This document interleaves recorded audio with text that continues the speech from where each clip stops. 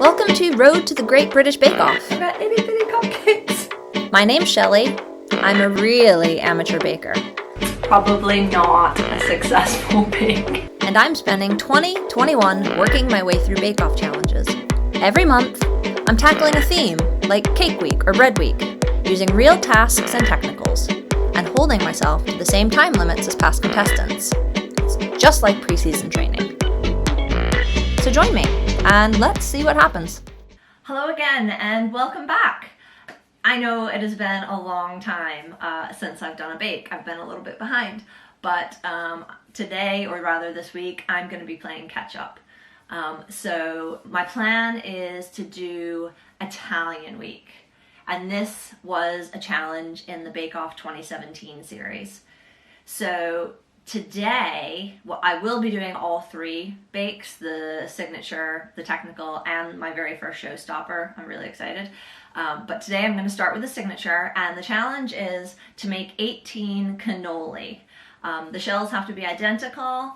There have to be 3 different fillings, but they can be any fillings that I choose. So I'm going with one traditional, just ricotta with chocolate chips.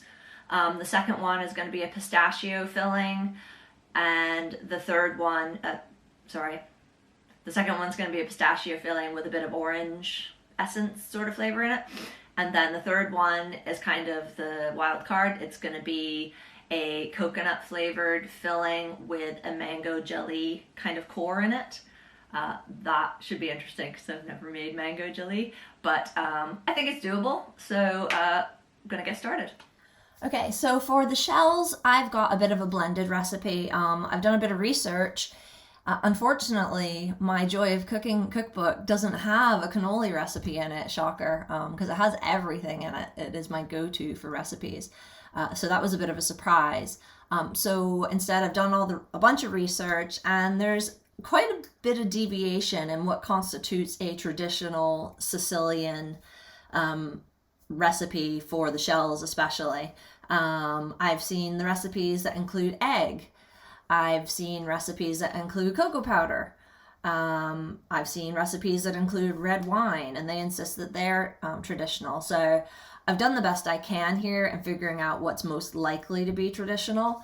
I came across a video on YouTube of a woman in what's probably her 90s making it in the backwoods of Italy, and I've largely followed what she's done with just a couple deviations. So for the shells, we're going to be using granulated sugar, a mixture of water and sweet wine. They would normally use Marsala. I don't have that, so I'm going to just use a little bit of this Riesling that I've been drinking because it's been sunny.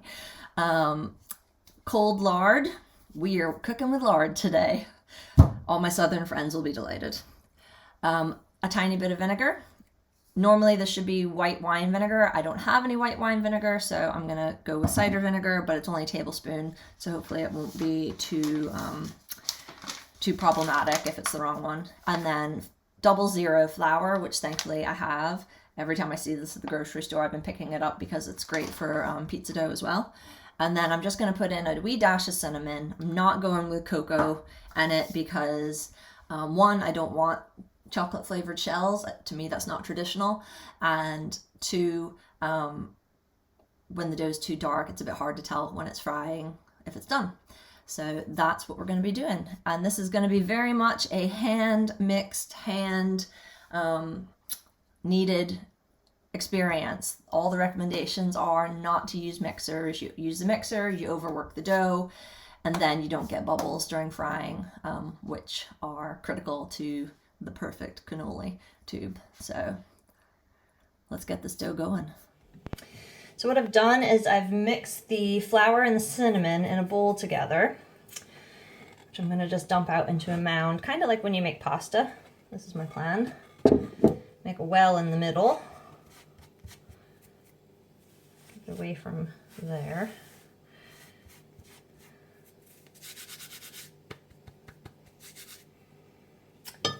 And I have got lard. I'm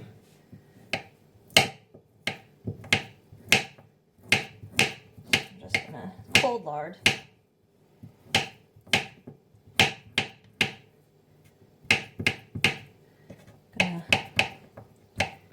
that up into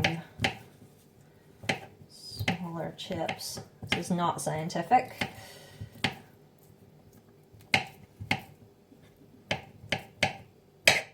One version of the recipe said to mix all the liquids with the lard in a mixer and then add the flour, but that seemed a bit strange to me because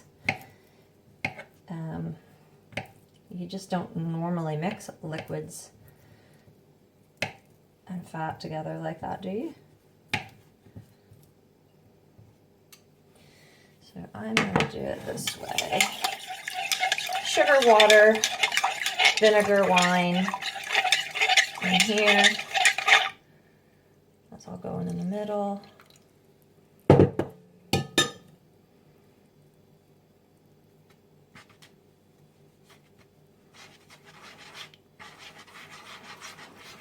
This is going to be messy.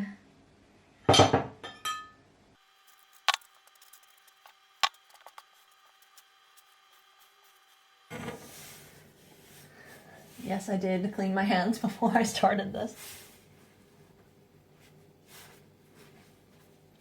So you just mix it, and then we're going to continue to combine the liquids and the flour and knead by hand for 10 minutes, which is a first for me. I don't think I've kneaded anything in my life for 10 minutes. That's what I have my KitchenAid mixer for. But I'm not going to argue with Sicilian tradition. Okay, here's how it's looking 5 minutes into the kneading process. So you can see it is working. It just takes a bit of effort, but it's coming together. So trust the process. If a 90-year-old in southern Italy can do this, then we can. All right, worked up a little bit of a sweat there. This is 10 minutes of kneading. As you can see, it's pretty good. It's nice and uniform. It's held together. It's not, still got some lumps and cracks and stuff in it, but I think that's fine. And now what we do is we wrap it in plastic, set it in the fridge, and let it rest for at least an hour. Now this challenge has got a 2.5 hour limit on it, so I'm probably only going to be able to give it an hour. And while it's in there, I believe it relaxes the dough, helps the proteins do whatever proteins do in flour. All right, so where are we on the clock? We're at the 2 hour mark. We're just under the 2 hour mark. The next component is the fillings. So I'm working with ricotta. I've had a number of cannolis in my life. I'm a traditionalist. I don't like people messing with convention too much. So I am not a fan of any of those cannolis that are filled with like cream or creme patisserie or whatever it's called. So we are working with ricotta cheese today. And what I did before I started kneading the dough is you have to try to get the ricotta as sort of dry as you can. So I've put 1 kilogram of ricotta into a sieve here and trying to get it to drain the fluid. Now typically you would leave this like overnight to do this. I obviously don't have overnight, so what I'm gonna do is just see how I get on in the next hour and a half, letting it drain this way, and then if I feel it's still wet, I'm gonna put it through a cheesecloth. Okay, so I mentioned that one of the flavored fillings that I'm doing is coconut and mango. So I'm gonna take some desiccated coconut and toast it lightly in the oven there on a sheet pan at like about 140 fan in the UK on just a piece of baking paper. Some of that I will definitely use to decorate the outside of the cannoli, like dip the ends. And I may actually use it mixed in with the ricotta as well, just to give it some texture. But I'm gonna decide that later on spur of the moment, because I'm winging this one. Well, my coconut toasts, I'm going to prep the pistachios that are also gonna be the decoration for the ends of each cannolo. So my plan is to blanch these pistachios. My hope is that by blanching them, I'll be able to get any skins that are on the outside off and reveal the kind of lovely bright green color that we like. And then I'll blitz those down into that fine powder that I can dip the cannolo ends into. So let's see how that goes. All right, so I've blanched them, and now I gotta peel the skins off of each one. bit by bit, which is going to be fiddly and time consuming. But thankfully I don't need too many of them because they're just for decoration. They're not going on the inside. So watch the space. See you in 20 minutes. Okay, I've learned a trick. I don't have to use my fingernails so much. You just squeeze and the little green kernel pops right out.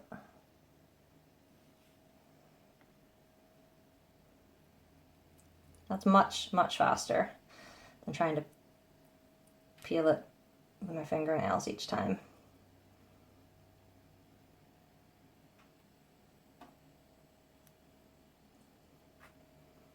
Whoop, that one came out.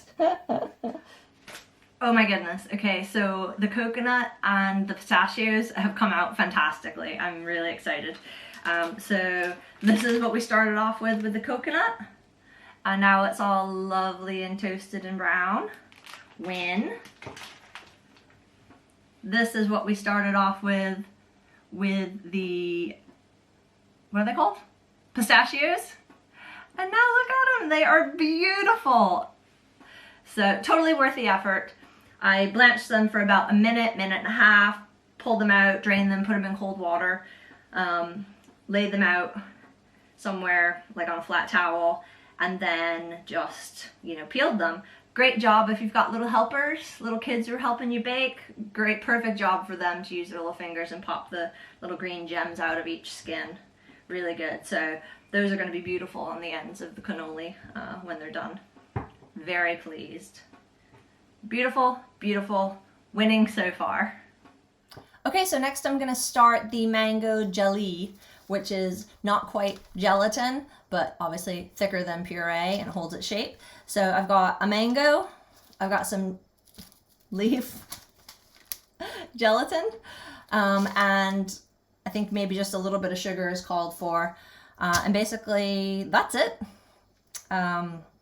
Puree, slice and puree the mango, prime the gelatin in a little bit of water, bring the pureed mango and a little bit of sugar, put it on the heat, and then after the gelatin has softened, heat it in the mango, stirring continually until I guess it thickens. And then what I want to do is get a cylindrical pattern, a cylinder of jelly that I can put in each tube.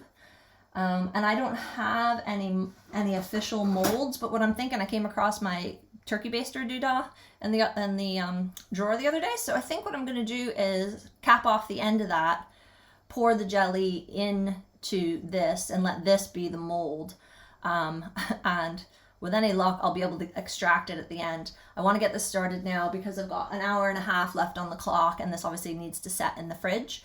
But it's one of those things that I can put in last minute. So I'm planning to fill this as my mold, let it set, get it out. This circumference is going to be a bit too big for the cannoli themselves. So what I'll do is I'll either quarter or halve them. And then when I pipe, I'm just going to try to, after I pipe, I'm going to shove a long rod of mango jelly into the center of each one, tidy up the piping at the end to hide it. And then dip it, and hopefully that means we'll have a nice creamy filling with a mango puree or mango jelly core in the center. So that is what I'm gonna do.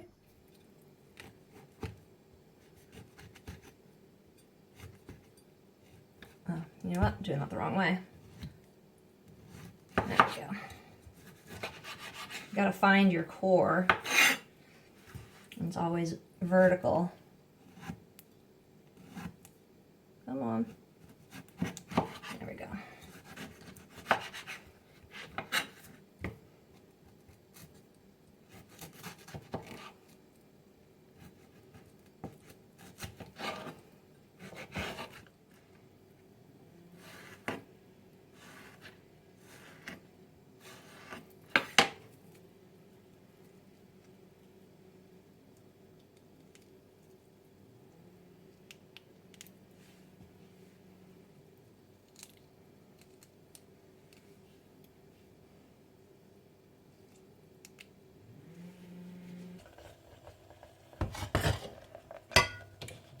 Okay, that was just bubbling there.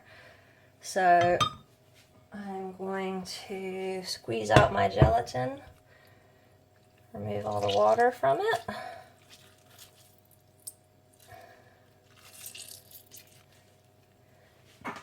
Get it in there and whisk so it dissolves. Okay, so I made the jelly. I put it into a wee piping bag and have squeezed it into this using like a skewer to make sure there weren't any air bubbles. So this is going to go into the fridge for the next hour or 45 minutes. Hopefully that'll be enough to get it set. I might chuck it into the freezer for the last bit. And then, hold that thought. Minutes are precious here, sorry. So next I need to deal with the ricotta. So you'll remember I've had that draining for a wee while now, but I'm gonna give it a squeeze with the muslin and then add the sugar. Now, I think there's two camps when it comes to the ricotta filling in cannoli: powdered sugar versus granulated sugar. As far as I can tell, powdered sugar is a cheat. So I'm going to go with granulated sugar, and the idea is that you put it in the ricotta and then you put it into the fridge to let it rest an hour, and the granules break down in that time, which is why you don't need powdered sugar. So I am going to squeeze this through the muslin.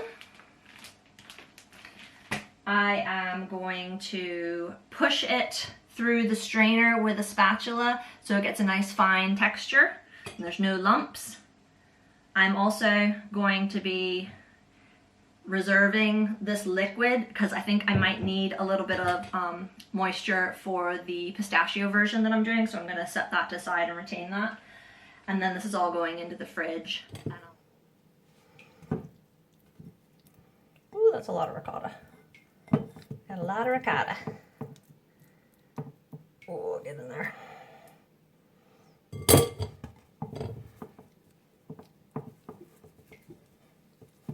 Let's see if this works.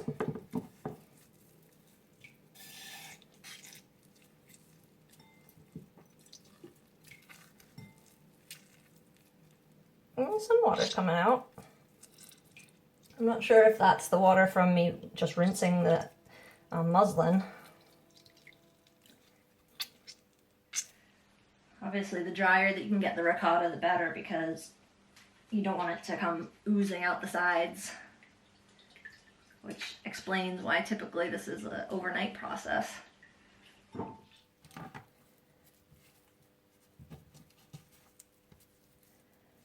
Just turning all the center bits outward to see if that helps get a little bit more out. I want to make sure I'm not just squeezing the exterior juice, but getting all the fluids.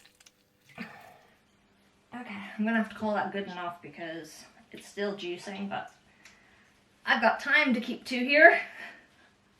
I don't have all day to squeeze goop out of ricotta. So let's stop there and see what we've got.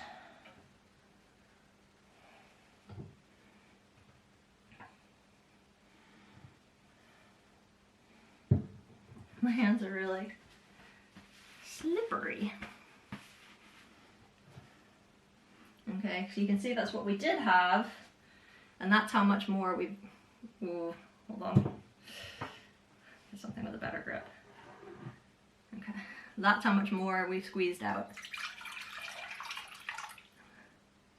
Okay, so if it's not perfect, it's definitely an improvement. The dough for the cannoli tubes has been resting in the fridge for just a little over an hour, about an hour 15.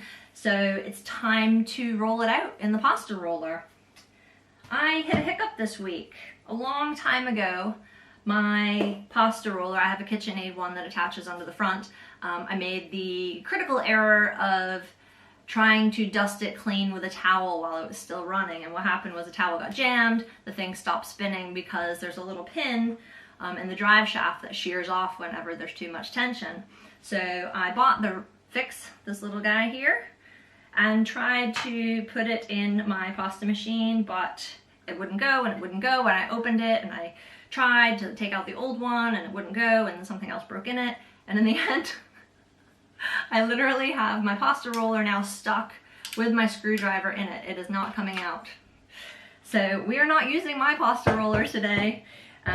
We are not using the nice automated machine one. My neighbor up the road, Deborah, very kindly let me borrow her manual one today. So that's what we're gonna do. It needs to clamp onto a countertop or a tabletop. My counter here is too thick for it to clamp onto.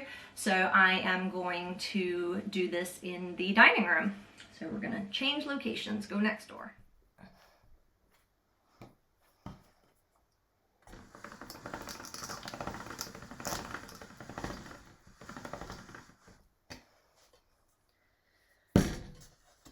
It's not working.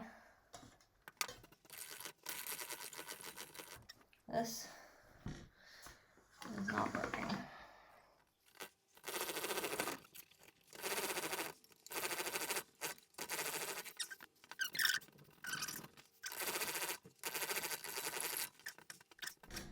It's just not pretty.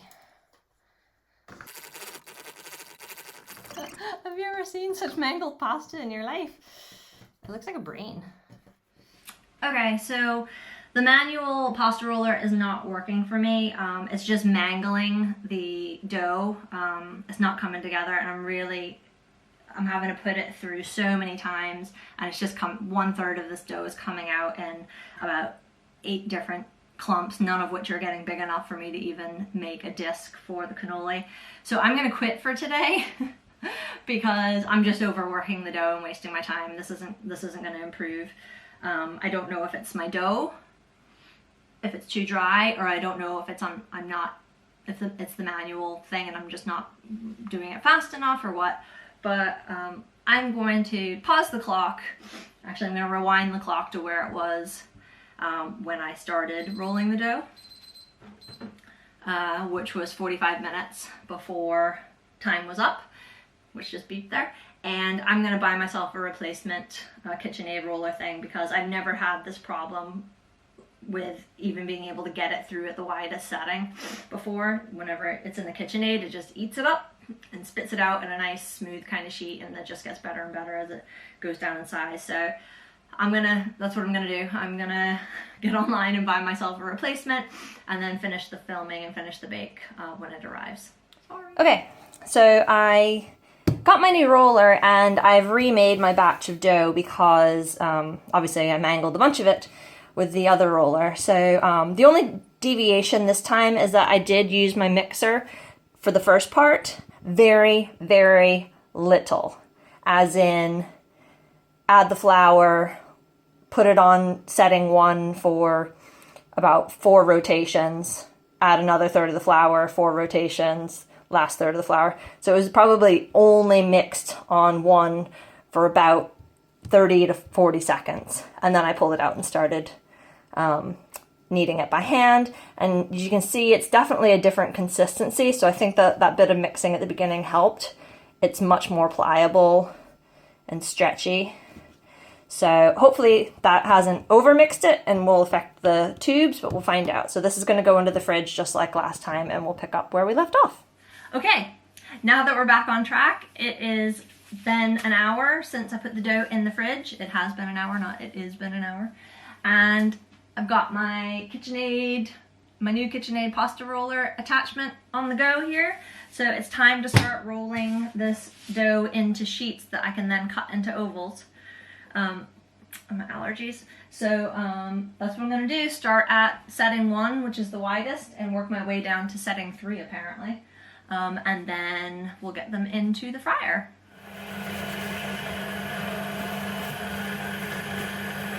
It's still nice and soft, so that's good.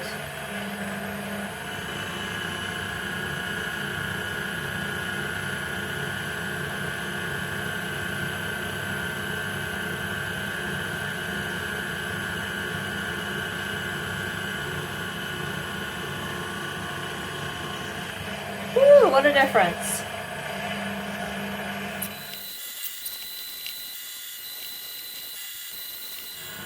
This is so much easier to work with than the other stuff, for certain. See, that's the thickness we're starting with. And this is the thickness we're getting to just on the very first pass. Hooray for KitchenAid! Okay, so I've got them all rolled out through the roller. I was heating the oil while I was doing that, and I've overheated my oil a little bit. So I'm letting that come back down to a better frying temperature, and I'm going to start cutting my rounds and wrapping them around my cannoli tubes.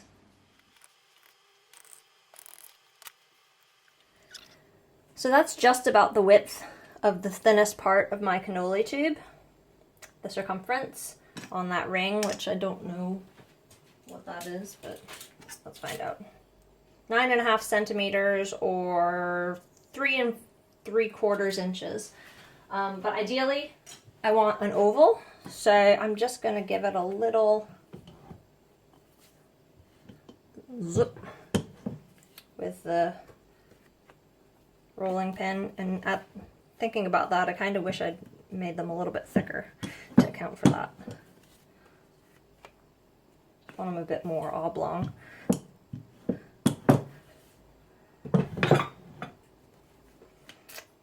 And then we roll, let's see, how does that work? I guess the longest bit around the tube like that, and then up towards the center. And I'm going to have to stretch it a little bit, which is a problem. You don't want it right tight to the tube, apparently. You want it to have some freedom, some gappage there, so it can, basically, so it can get off. Let me just put a little bit of water. I suppose you could use, I've read that you can use egg white. We're going to find out if water's good enough here in a wee second.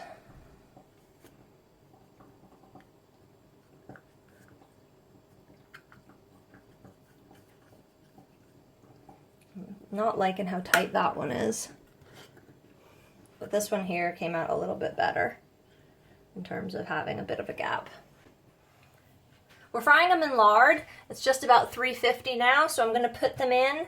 I believe they only need about 1 minute, which is good because I've only got 10 minutes left on my clock. And basically, you want to make sure that they don't sit on the bottom and burn at the very start. And then as soon as you're able, we need to pull the tubes out of the center. So let's give it a go and see what happens.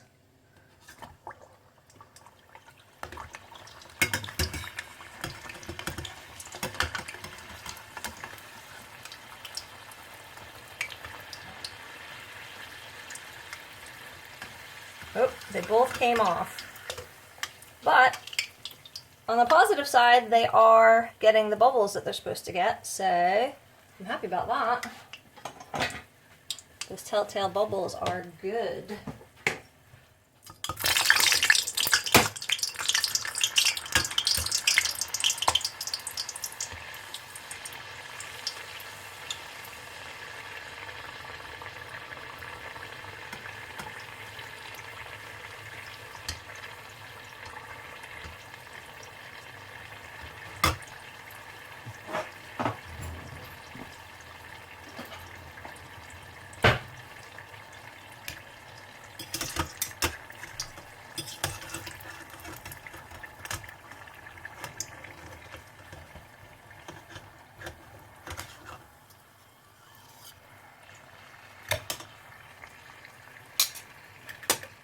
The other thing I wanted to show you was how much excess dough I have. So these are all the offcuts, and if you can see how much there is, there's quite a bit.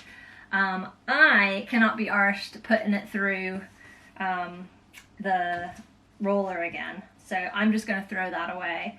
Also, I have this issue where I'm pretty sure I don't have enough ricotta cheese, but you could, conceivably, if you kept it under like a nice damp cloth, you could maybe put it through the roller again, or you could cut it into squares and do your cannolis that way, or you could just fry up the little strips, all kind of messy like, and then probably just toss it with ricotta, kind of like Italian eaten mess.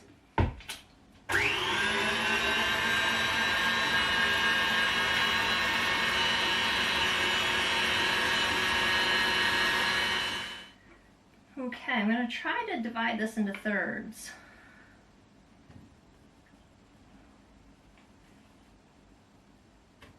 There's no way there's enough of this filling to do 18. I'll be lucky if I can get 6 done. Okay, the first one gets chocolate chips, which is dead easy. And I don't actually need that many, because I don't have that much ricotta.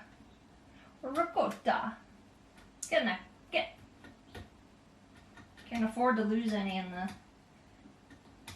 wires of the whisk.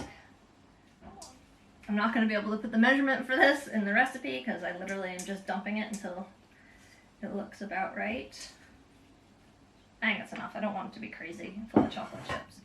I'm really resisting putting my hands in my mouth because I want to be able to give some of these to neighbors, and it's so messy when you're cooking at home for yourself. Your instinct is just to lick your fingers, but I can't. I've washed my hands about 70 times since I started this. And then you fill them from the center outwards.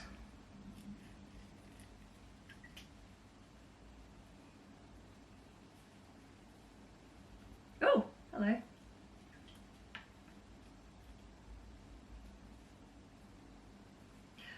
Like that. Hello, my first cannoli. My very first cannoli ever.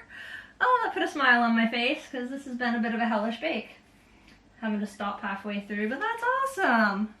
All right, let's do a few more. I'm excited. Right. So, let me stop that there because I don't, very bad idea to fill cannoli if you're not going to eat them right away because it gets soggy. Cannoli should only be filled when they're about to be served and eaten. So, done that one. Next up is the pistachio one. So let's take my pistachio filling, my third, bang it.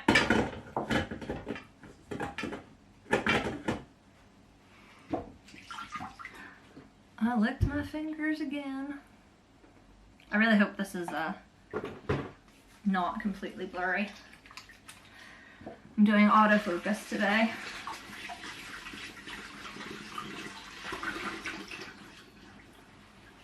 Alright, for the pistachio, I bought this pure pistachio butter. I saw a woman make pistachio an orangey bit, not orange, like mixed peel or citron, dried citron. Ones, and her pistachio was nearly black. It was very dark and almost like a syrup. This is not like that.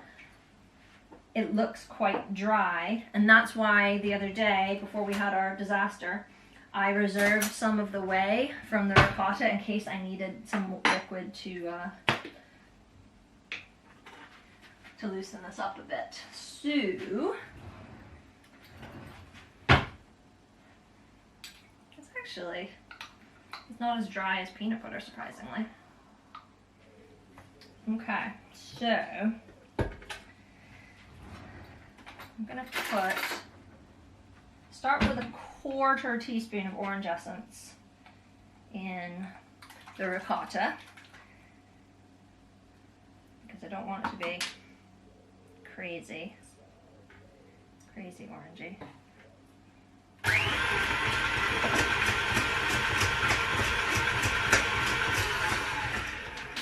But I do want it to cut through the pistachio flavor.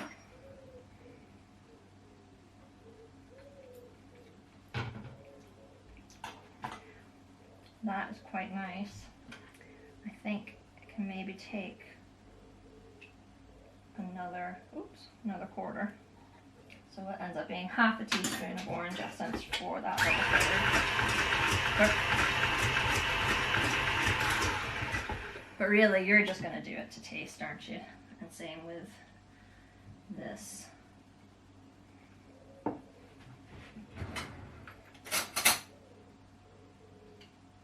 That's probably about a teaspoon's worth of pistachio.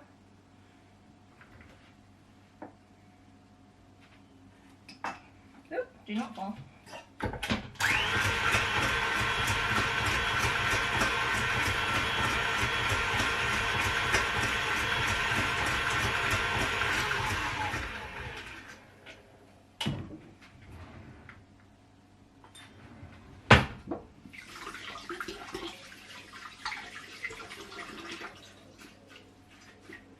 Let it clean.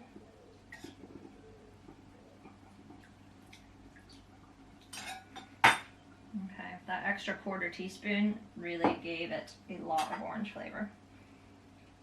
So let's put in another teaspoon of pistachio.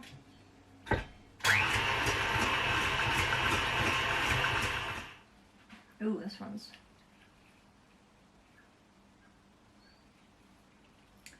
a much bigger hole. And remember I did my pistachios the other day. So, dip, and dip. Oh, look at that! Oh, it's a pretty.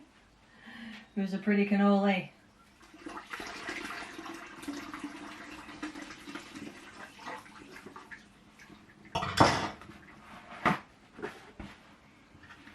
I imagine the very best part of being on Bake Off is that somebody else does the cleaning, because this is a crazy amount of chaos and mess. Okay, so my final flavor out of the 3 was going to be, and is still going to be, coconut and mango. I originally bought this creamed coconut, thinking, not having used it, I had no idea what it was, thinking I would use that in the ricotta to give it a coconut flavor. But I've just read the back of it, and I'm supposed to soak this big heavy mound of coconut in water for, I don't know how long. How long did it say?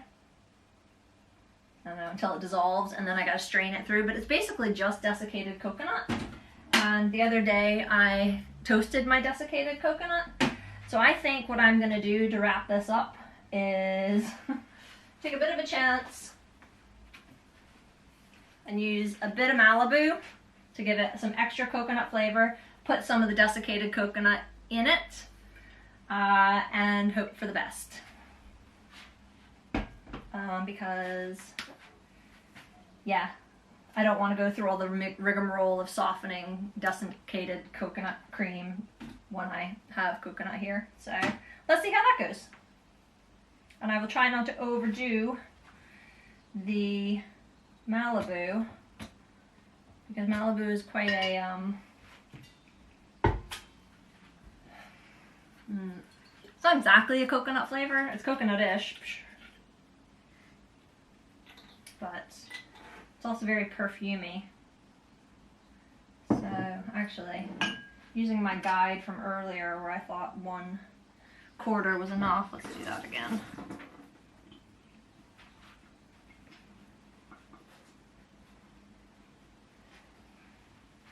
So to stay safe, I'm going to do what I did with the orange zest and just start with a 1/4 teaspoon and see where that gets me, because also don't want this to be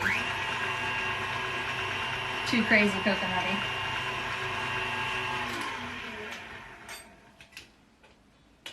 And Malibu is very perfumey.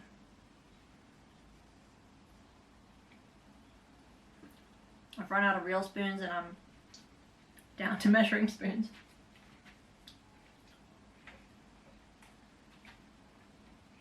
You know what? I think that might be enough, to be honest. Just enough to give it that flavor. Let's double check again.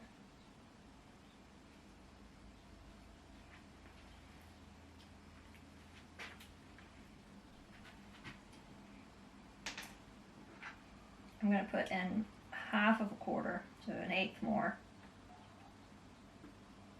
That's too much.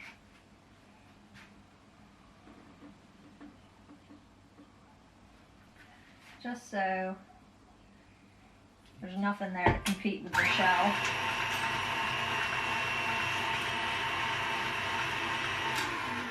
And I think that's good enough. And then I'll put in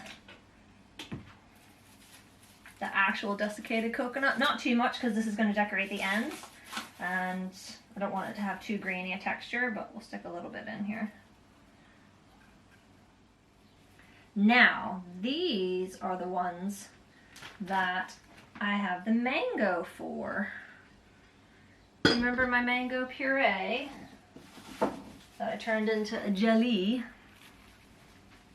The turkey baster didn't work. It worked, as in it made it cylindrical and it held it, but I couldn't get it out afterwards. So I had to redo it. So I did it by using one of these and just creating 2 little troughs and then kind of rounding them with cling film. Okay, so finished at last. I am really 2.5 hours over time. I don't think I'm ever going to finish a challenge on time. It's quite disheartening. But I've got some of them filled and it's time to taste them. I just took some pictures outside and dropped one. So I'm going to eat the dropped one. Waste not, want not. There's too much effort in this to lose any. So here we go.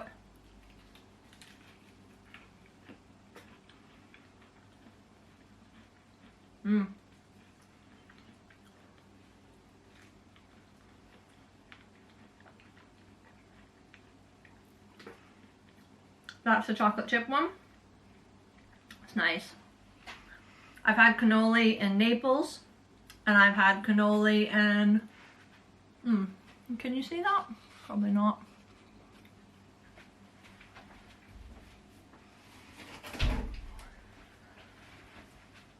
Mike's Pastry in Boston, in the North End. And it tastes like cannoli.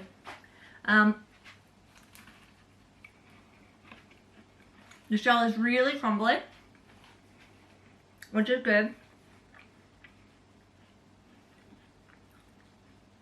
Considering that I made the dough with lard and cooked it with lard, and I've never really used lard before, it's not greasy at all.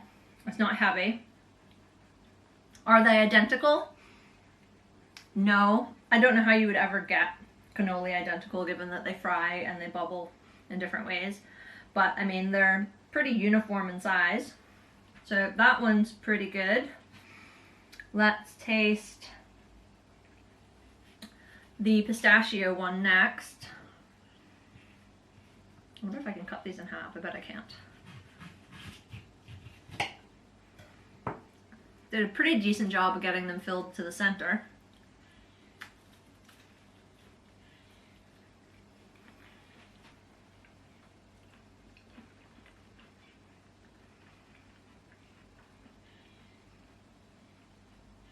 To be honest,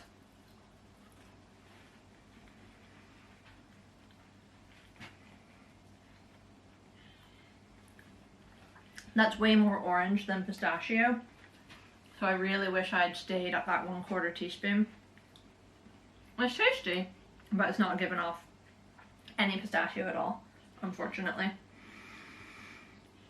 And then we'll try the coconut mango one. I had real difficulty getting that mango in.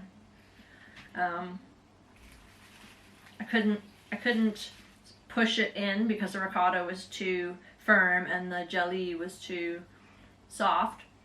I couldn't pipe it in through my little cupcake core because I wasn't using a real icing bag and it was kind of squidging out the sides. So in the end, on a few of them that I've done so far, I just put a little square of it in the tube first and then added the ricotta near and around it. I don't think this is going to be one of those.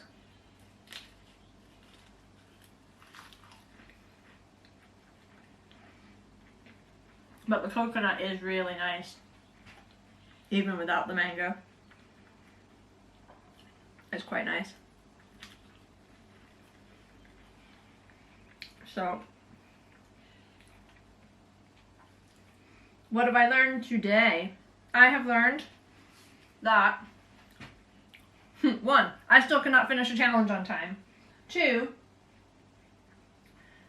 a mechanical roller for your pasta makes a huge difference. I learned that you do not need egg in your cannoli wrap dough at all. I didn't have any.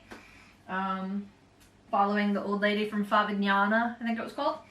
And frying in lard is grand. No problem there at all. So, would I make cannoli again? Yeah, I think I would actually. Now that I know what I'm doing. I think for a very first attempt, never having done them before, they came out really good. So it's not like this, I even did a practice bake. So yeah, I would make them again. Wouldn't do it while I'm filming myself, that's just too hectic.